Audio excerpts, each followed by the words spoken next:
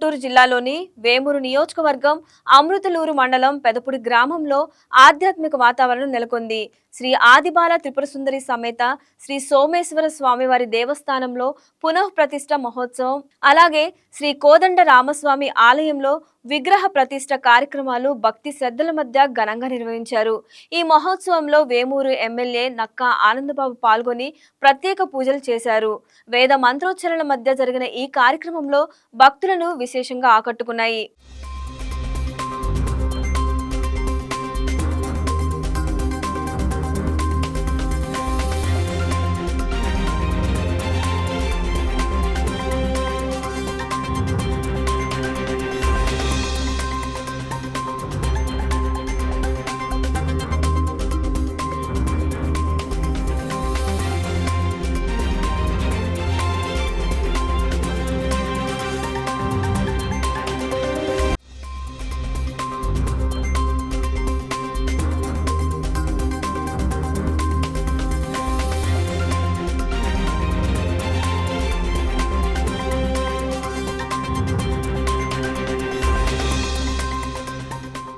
ఈ వీడియో మీకు నచ్చినట్లయితే లైక్ చేయండి, షేర్ చేయండి, మా ఛానల్కి సబ్స్క్రైబ్ చేయండి.